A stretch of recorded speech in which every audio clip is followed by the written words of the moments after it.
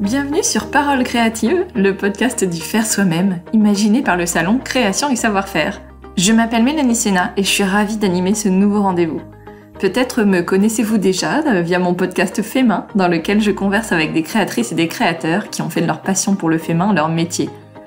Pour moi, le salon Création et Savoir-faire, c'est vraiment le rendez-vous incontournable dans le secteur du loisir créatif. J'y vais tous les ans pour retrouver mes marques chouchous et en découvrir de nouvelles. Je suis donc vraiment ravie aujourd'hui de vous retrouver dans ce podcast. Pour ce premier épisode, on démarre tout naturellement avec Vanessa Doucet, la directrice du salon. Vanessa nous en dit plus sur le salon, son organisation et sur ce qu'on vous proposera dans le podcast. Car notre objectif est de partager avec vous cette satisfaction du faire soi-même et de continuer à tisser ce lien qui nous unit. Bonne écoute!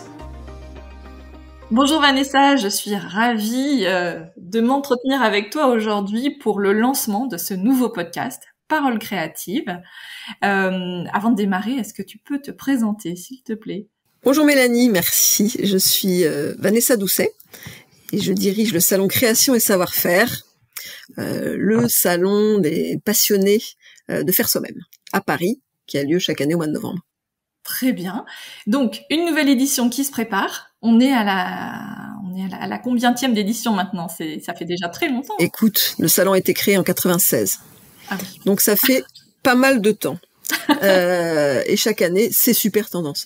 Donc ça sera quand? Du 29 novembre au 3 décembre. Super. Donc, alors moi déjà, je trépigne d'impatience. On est fin septembre. Je n'en peux plus. J'ai envie de venir. Qu'est-ce qu'il va y avoir cette année de spécial? Création et Savoir-faire, ça reste un salon révélateur de tendances, un haut lieu d'inspiration, d'échange autour de toutes ces activités du faire soi-même. De par sa date, c'est Noël qui prime. On réinterprète Noël. On va découvrir un Noël magique où se mêlent tradition, nouvelles technologies, important, nouvelles technologies, même dans le faire soi-même.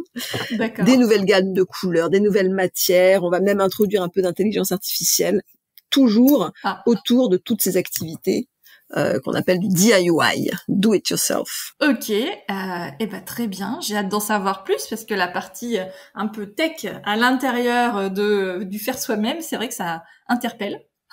C'est vrai. Le point de départ de ce salon, c'est le traditionnel. La broderie, la tapisserie, c'est là-dessus qu'on a démarré en 96. J'étais déjà dans l'équipe en tant qu'attachée commerciale, tout démarrage du salon. Et c'est vrai que le salon s'est bâti sur ces activités traditionnelles. Et puis au fil des ans, on a eu de nouveaux pratiquants, pratiquantes, qui se sont appropriés ces techniques, qui les ont détournées, parfois. On en a inventé d'autres.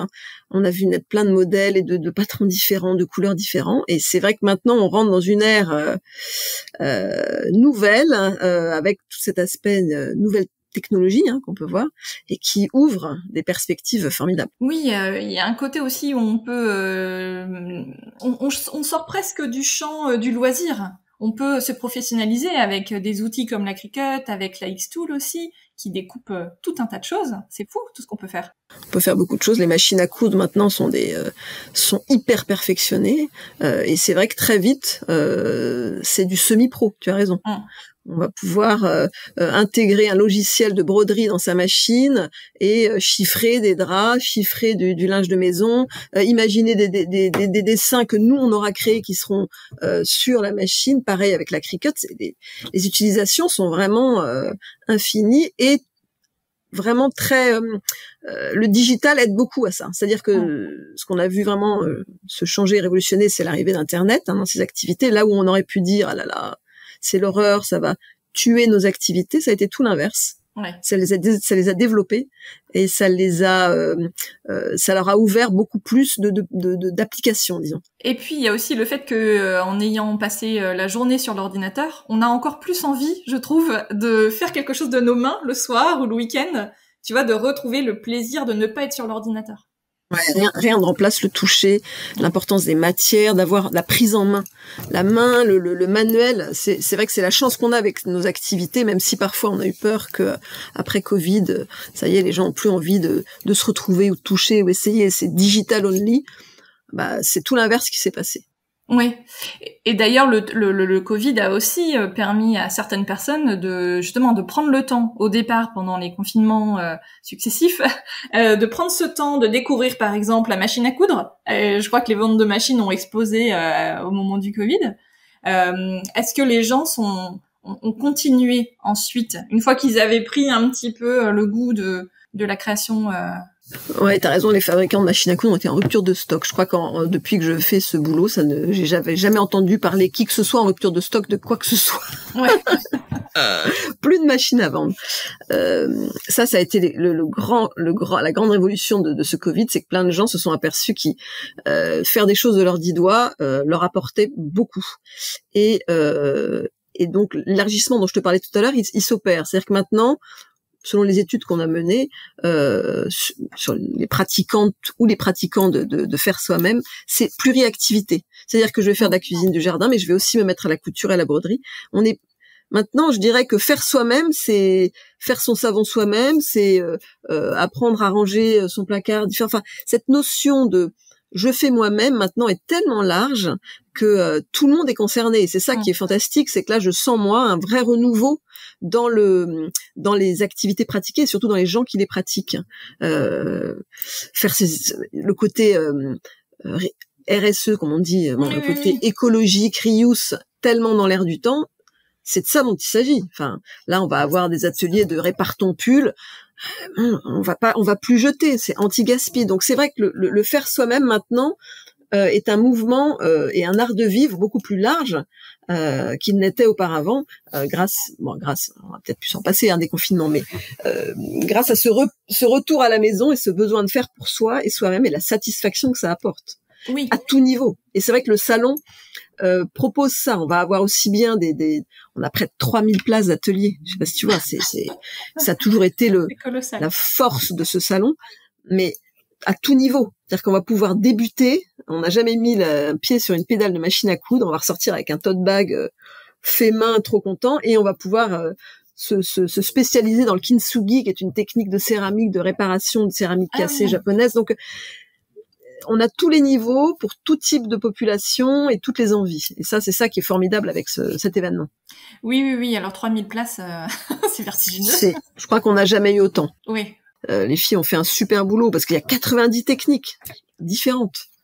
Là, ils viennent d'être publiés, ils viennent d'être mis en ligne les ateliers. Et je sais que tout de suite, ça va être pris d'assaut. Et en général, on est à plus de 80% de taux de remplissage, ce qui est quand même. On en garde toujours un petit peu pour ceux qui viennent au salon qui n'avaient pas vu qu'il y avait des ateliers. Ouais, d'accord. Ok, bon génial. Donc oui, effectivement, c'est à la fois on rencontre les marques qui nous plaisent et qu'on voit tout le reste de l'année en magasin ou pas d'ailleurs, parce que c'est aussi l'occasion de découvrir des nouvelles marques qu'on connaissait pas évidemment. Et en même temps, on peut faire sur place. Donc c'est-à-dire qu'on prévoit quand même du temps pendant la journée. Voilà, venir pour 2 heures, c'est compliqué. Oui, non, c'est la durée moyenne. Tu as raison, c'est 5 heures minimum. C'est 5 heures parce que chaque allée est dépiotée, faite. On va faire un atelier, une animation gratuite. Non, en général. Et puis c'est un moment de partage. On va se donner rendez-vous.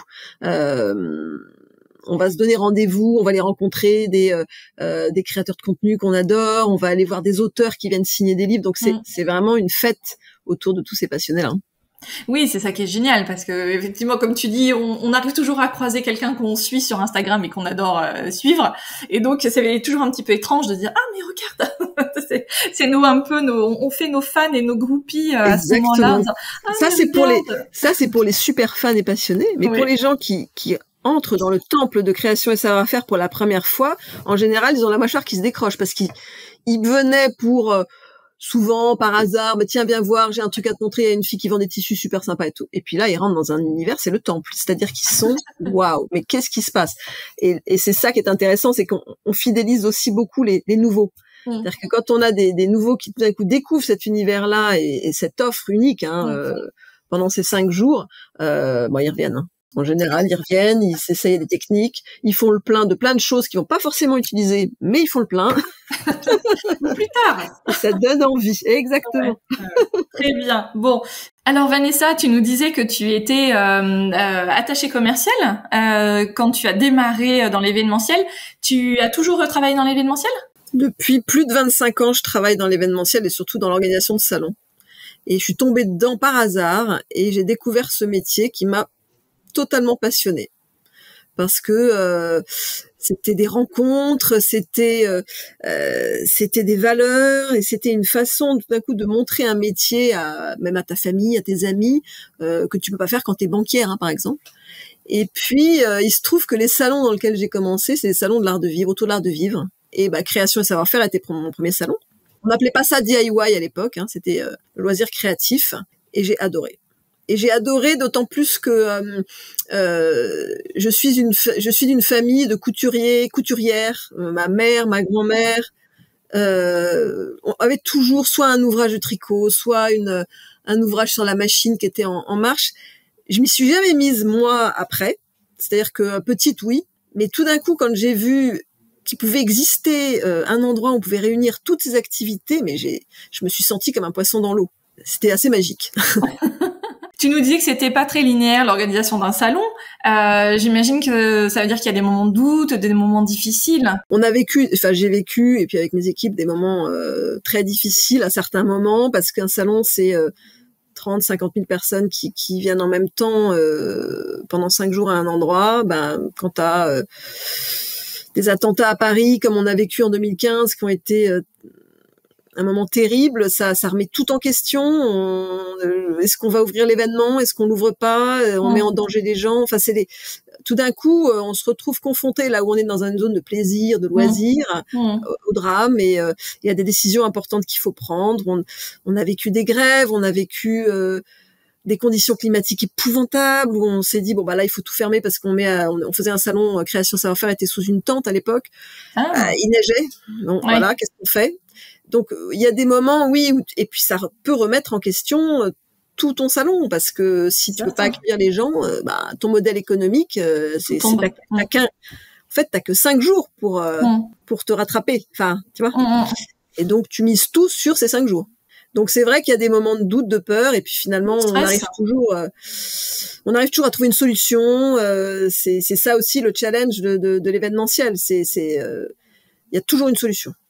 Il y a toujours un moyen de s'en sortir, de trouver un moyen de bypasser quelque chose. Voilà, c'est bon. Oui, on peut avoir des petites frayeurs. Ouais. Grosse frayeur. Ouais. Bon, en tout cas, voilà, chaque année, tu re-signes pour le nouveau challenge. Ouais. Et chaque année, j'en ai envie, ce qui est génial, parce que c'est ça c'est d'avoir la passion de ce métier. Et, après, je te dis encore une fois, je suis dans un secteur tellement génial que il faudrait être fou de pas aimer ça. Enfin voilà, moi c'est même pas une question que je me pose. Et alors donc toi alors visiblement tu ne coupes pas, mais qu'est-ce que tu fais de tes 10 doigts en dehors du travail? Je suis pas moi je connais toutes les activités par cœur. Je suis incollable sur la dentelle au fuseau, sur tout la peinture à l'aiguille, les techniques. Parfois, je manque un peu de temps et j'ai tout essayé, mais moi, ce que je préfère, disons, moi, je suis plutôt bricolage, en fait. Je suis plutôt un peu dans le dur, le bricolage, le jardinage. Voilà, c'est vraiment des activités qui sont du faire soi-même, hein, finalement. Maintenant, on en a beaucoup dans le salon, et qui me détendent et que j'adore faire. Voilà, c'est vraiment un moment pour moi. Et je m'aperçois que quand j'en parle avec des passionnés de broderie ou de couture, c'est exactement les mêmes choses qui nous animent, quoi. C'est presque de la méditation. C'est presque un moment où on se coupe du reste. Et qui sont c'est le même vecteur, c'est la même valeur. Oui, c'est ça. Donc plus côté déco finalement, c'est quoi? C'est de la rénovation de meubles, c'est le travail du bois, c'est quoi que tu aimes? En fait, c'est le travail avec les mains. Je suis pas trop dans la déco, hein. Ça va être quelque chose de plus bêché, ça me va très bien, hein. D'accord. Voilà, c'est plus le travail des mains et l'accomplissement. Ça y est, j'ai fait ça. Ça peut être raté, ça peut être pas terrible, mais bon, j'ai quand même passé 2 heures à faire quelque chose. Voilà, il y a pas d'autre chose dans la vie, je trouve, qui donne cette même satisfaction. Donc oui, parfois c'est de la déco, parfois ça va être faire des trous dans le mur pour accrocher une tringle, j'en sais rien, mais il y a ce côté accomplissement que je trouve est vraiment le dénominateur commun de toutes les activités qu'on peut trouver sur nos salons. Et c'est voilà. Oui. Je sais pas si ça évoque quelque chose, mais c'est si parce que moi j'aime beaucoup jardiner aussi, et typiquement une fleur qui éclot, t'as quand même l'impression que c'est un petit miracle qui s'est fait. Carrément. Un peu grâce à toi quand tu as été pour quelque chose, donc ouais. C'est chacun met son curseur où il le veut, et c'est vrai que cette satisfaction d'avoir créé quelque chose, c'est alors encore en plus tu en fais ton métier, et c'est vrai qu'à travers le salon, je rencontre tellement de gens qui ont réussi à créer quelque chose, à faire de leur passion un métier. Alors là, je suis encore plus, là pour le coup, je suis admirative, parce que moi, c'est pas du tout, enfin, j'en suis pas du tout à ce niveau-là, tu vois. Et notre salon n'est fait que de ça. Ouais. Donc c'est que des parcours de vie complètement. Enfin, tu vas avoir une comptable qui est devenue, qui a ouvert une boutique de mercerie. Tu vas avoir un chirurgien qui finalement s'est mis à la broderie. Mais tout ça, c'est des vies que j'ai rencontrées. Et puis le salon, c'est des tranches de vie. C'est-à-dire que chaque année, tu vas retrouver les exposants, les mêmes personnes, tu vas vivre avec eux leur naissance, tu vas vivre la naissance de leurs premiers enfants, tu vas vivre les drames, et ça, c'est quelque chose auquel je suis extrêmement attachée. Avec le recul, je n'aurais pas pu faire un autre métier. Enfin, c'est vraiment un métier à part, hein. Plus que de l'événementiel. Je sais pas si tu vois. Le salon, c'est une tranche de vie que tu retrouves chaque année, et ça, j'adore. Je suis accro.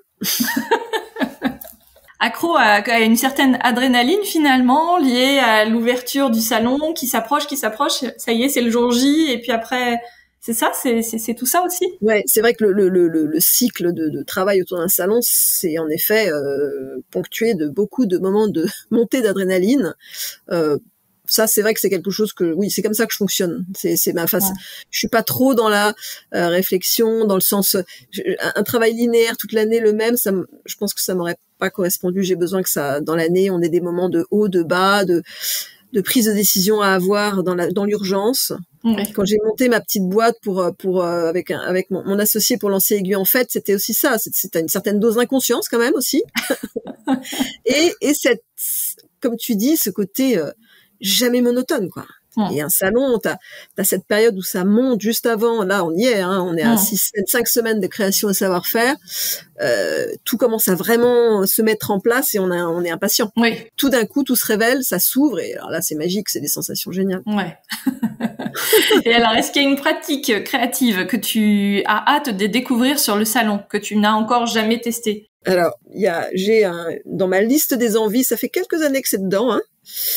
Donc je supplie les commerciaux à chaque fois, mais trouvez-moi un stand de vannerie, parce que c'est mon, ça me démange. Je vais le faire, c'est sûr que je vais le faire. Et là il y en a, donc je suis trop contente. Donc je vais aller voir dans mon espace artisan. Là il y a un espace artisan qu'on a mis en place, et la vannerie, c'est vraiment quelque chose pareil. Ça allie nature et savoir-faire avec ses mains. Enfin. Voilà, ça c'est vraiment dans ma bucket list depuis quelques années. Donc je compte bien aller camper devant ce stand. Alors, et au fait, pourquoi on fait ce podcast ensemble? Qu'est-ce qu'on va y trouver? Qu'est-ce qu'on va se dire? Donc moi, j'aurai le grand plaisir de l'animer. Et donc, on va avoir tout un tas de personnes qui vont, avec lesquelles je vais converser. À la fois des exposants, des collaborateurs qui travaillent sur le salon toute l'année. Qu'est-ce qu'il va y avoir? Exactement, cette parole créative, c'est tout à la fois donner la parole à nos exposants, à nos créateurs de contenu, à tous les gens qui gravitent autour de ce salon pendant un an et qui font que ce salon existe. Et puis c'est un média également qui permet de prendre le temps, qui va permettre de découvrir un parcours, un autre, et puis les coulisses du salon. C'est vrai que c'est toujours intéressant de voir comment un salon se prépare, ce salon-là en tout cas, qui est très particulier, l'année de travail et toutes les étapes, tout le montage. Enfin, c'est une collaboration d'une équipe formidable, et c'est important de mettre en avant tous les différents acteurs, tout à la fois équipe et exposants, qui participent à cet événement. Et puis c'est des parcours de vie, c'est parcours de vie, technique, application dont on a parlé. Enfin tu le sais comme moi, hein, c'est sans fin. Ouais.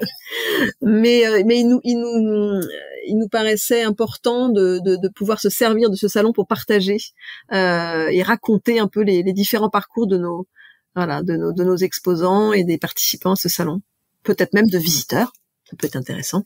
Mais je crois qu'on en a parlé. J'aimerais bien, en tout cas, ça serait chouette de faire une petite captation en live pendant le CSF. Donc, ça serait évidemment un épisode pour après le salon. mais ça serait rigolo de faire une sorte de micro-trottoir, enfin de micro, je sais pas comment on pourrait l'appeler. Oui, et puis c'est un autre, je dis encore une fois, le côté prendre le temps, c'est aussi de ça dont il s'agit dans nos activités. Il y a de ce côté, voilà, slow life dont on parle beaucoup, mais c'est voilà, le faire soi-même, c'est un peu ça. C'est un moment où on va se poser, on va prendre le temps on est obligé, on peut pas faire vite une activité comme la couture, la broderie ou la peinture, c'est pas possible. Ouais. Et donc je trouve que le podcast est quelque chose, pour moi c'est une évidence. Voilà. Donc je suis ravie que on ait initié ce projet. Et ben moi aussi. Donc on va se retrouver tous les 15 jours sur un format d'une quinzaine de minutes. Voilà. Plus ou moins quelques minutes en fonction des intervenants.